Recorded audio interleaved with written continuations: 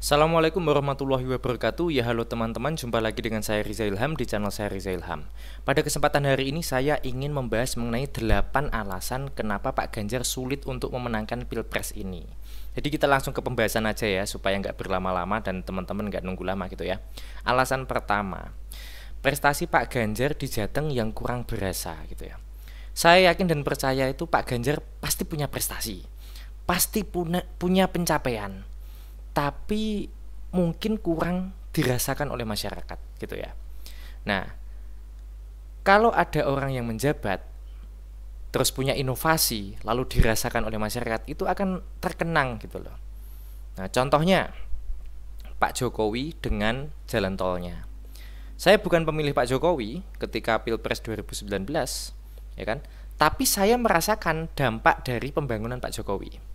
Yang paling terasa adalah jalan tol dari Semarang ke Solo. Jadi tol Semarang Boyolali terus ke Solo.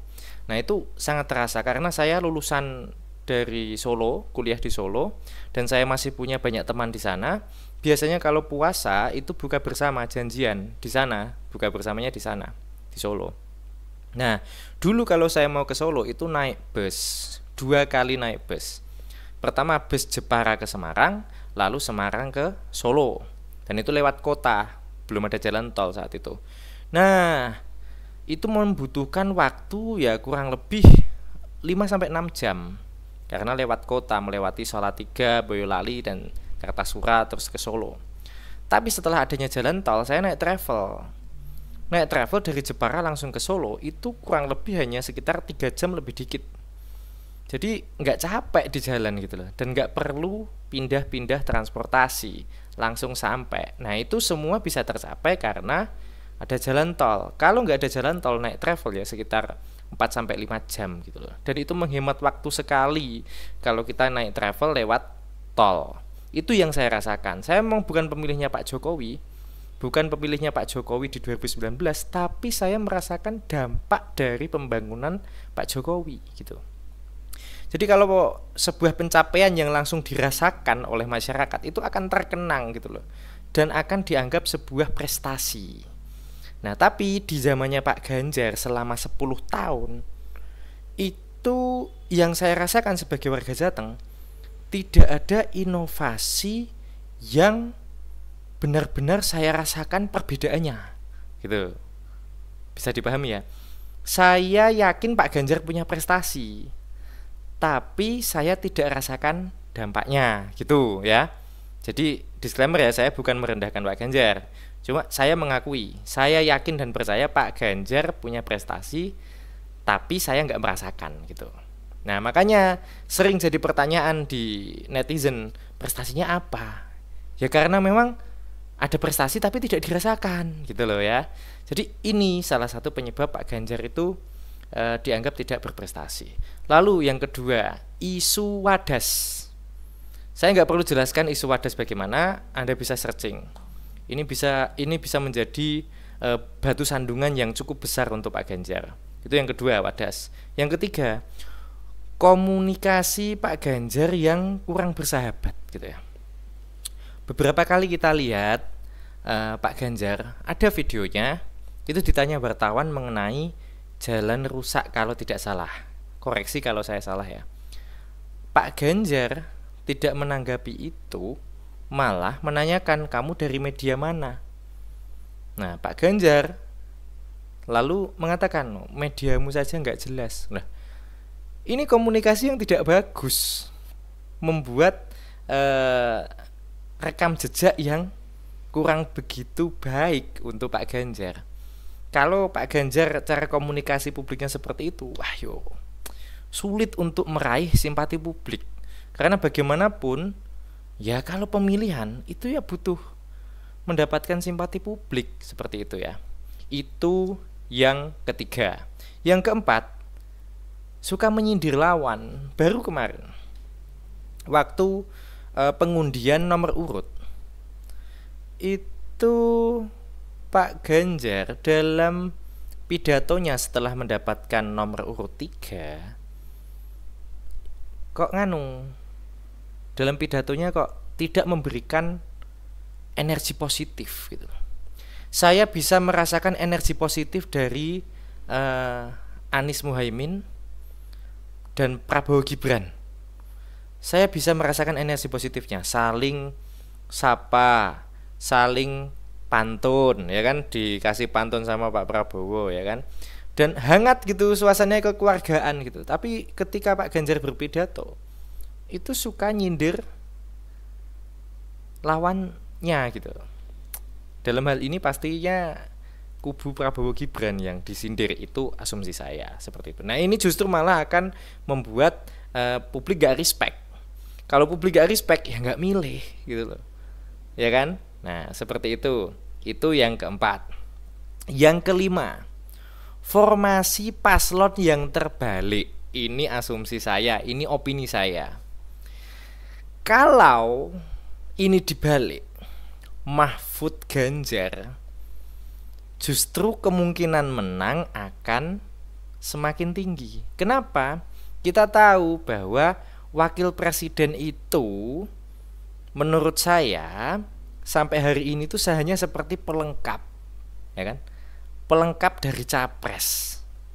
Dan sebagai pemimpin cadangan kalau kalau presidennya tidak bisa memimpin karena suatu hal. Nah, jadi peran cawapres, peran wakil presiden itu kurang begitu vokal.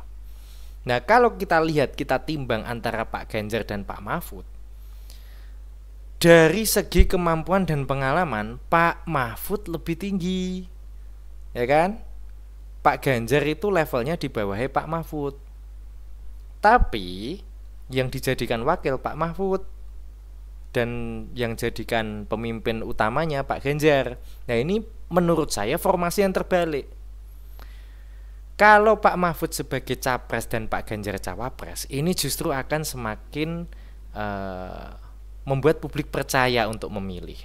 Karena kita bisa tahu Pak Mahfud pemberani, track recordnya bagus seperti itu, ya kan. Tapi bagaimanapun kan kendaraan politiknya kan PDIP, dan Pak Ganjar itu kadernya PDIP, ya sudah, terima saja. Tapi ya memang publik kan nanti bisa menilai bahwa publik akan berpikiran, ini asumsi saya ya, sekali lagi disclaimer, publik akan menilai kalau ini menjadi formasi yang terbalik.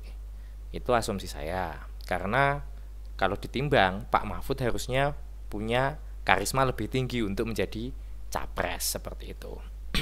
Formasi yang terbalik itu yang nomor 5 ya. Terus 6, salah satu batu sandungannya itu juga mengenai komentar terhadap film dewasa.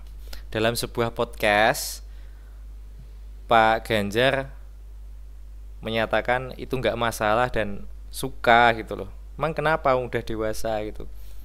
Tapi kan nggak seharusnya pejabat publik berkomentar terhadap hal yang seperti itu gitu loh. Ya memang udah dewasa gitu. Tapi kan nggak seharusnya berkomentar seperti itu. Contoh lain aja, rokok. Rokok itu dijual bebas, boleh dibeli asal 18 plus atau udah dewasa gitu kan. Tapi kalau pejabat publik ngerokok di tempat umum, di depan kamera, itu bisa menurunkan respect masyarakat terhadapnya. Karena rokok itu identik dengan perilaku negatif, merugikan orang di sekitarnya, seperti itu kan. Nah, ya sih, saya juga perokok gitu. Tapi kebetulan bukan pejabat publik atau pemimpin sebuah daerah gitu kan, enggak. Nah, apalagi rokok aja bisa menjadi pandangan yang negatif, apalagi ini film dewasa gitu. Ini bisa menjadi sebuah sandungan yang cukup merepotkan dan menjadi senjata lawan untuk bisa menyerang Pak Ganjar. Nah, lalu itu yang ke-6. Sekarang yang ke-7. Isu anti kritik saat di roasting Kiki Saputri. Nah, kita tahu, atau yang belum tahu silahkan dicari beritanya, bahwa sempat Pak Ganjar ini diundang dalam sebuah acara di mana acara itu ada roasting, di roasting, kayak istilahnya dibuka aib-aibnya gitu kan. Nah, dalam roastingan itu Kiki Saputri kecewa, di roasting tapi di cut gitu. Berbeda dengan saat merosting Anies Baswedan, dan ini keterangan dari Kiki Saputri ya, bukan keterangan dari saya. Kalau waktu merosting Anies Baswedan itu nggak ada cut, jadi semuanya dimasukkan, dan Anies Baswedan menyatakan bahwa itu kebebasan berpendapat, kebebasan berbicara. Tapi ketika merosting Pak Ganjar itu justru malah minta di cut seperti itu. Nah, ini tuh bisa menjadi isu yang diangkat sebagai ketidakmampuan Pak Ganjar dalam menerima kritik, sehingga nanti dianggap cenderung ke otoriter, nggak suka dikritik seperti itu. Nah, itu ya. Terus itu ke-7. Sekarang ke-8. Ketidakkonsistenan fakta dan wawancara. Ini menyambung dari yang poin ke-7 tadi. Jadi ketika setelah di roasting itu kan Kiki speak up di Twitter X bahwa ini kok ada cutting dan yang roasting kecewa. Nah, ini ditanyakan seorang wartawan mengenai masalah ini kepada Pak Ganjar. Lalu Pak Ganjar menjawab, ya jangan di-cut dong, kemarin aja kurang keras roastingnya. Nah, jawaban Pak Ganjar seperti itu. Tapi yang minta cut timnya Pak Ganjar. Nggak konsisten kan? Yang setuju di roasting ya dari pihaknya Pak Ganjar, sudah di roasting, ya kan? Pak Ganjar menyatakan kalau itu kurang keras roastingnya, jangan di-cut. Tapi di sisi lain faktanya dari keterangan Kiki Saputri, yang minta cut itu pihaknya Pak Ganjar. Konsisten nggak? Enggak kan? Aneh kan?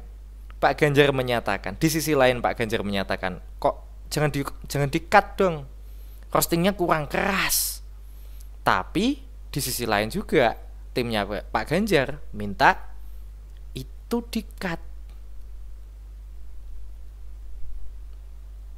Ya sulit kalau kayak gini. Sulit kayak gini Pak Ganjar kalau bisa memenangkan, karena batu sandungannya itu terlalu banyak gitu loh. Batu sandungannya terlalu banyak untuk Pak Ganjar bisa memenangkan hati publik. Bagaimanapun teman-teman, yang namanya pemilu itu bagaimana bisa membuat masyarakat percaya sama kita. Sikap kita dinilai, program kita dinilai, rekam jejak kita itu juga dinilai. Mungkin teman-teman akan komentar seperti ini.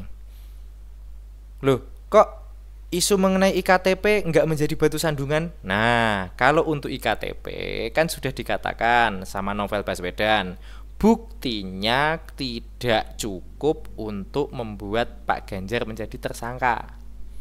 Nah, itu Novel Baswedan yang bicara. Saya sudah baca beritanya seperti itu. Jadi saya nggak masukkan dalam sini, karena dari penyidik saja sudah menyatakan tidak cukup bukti gitu. Seperti itu ya teman-teman ya. Jadi itu kira-kira ada 8 alasan Pak Ganjar sulit untuk menang. Mungkin ada alasan-alasan yang lain, teman-teman bisa tulis di kolom komentar. Terima kasih sudah menonton. Wassalamualaikum warahmatullahi wabarakatuh. Dah.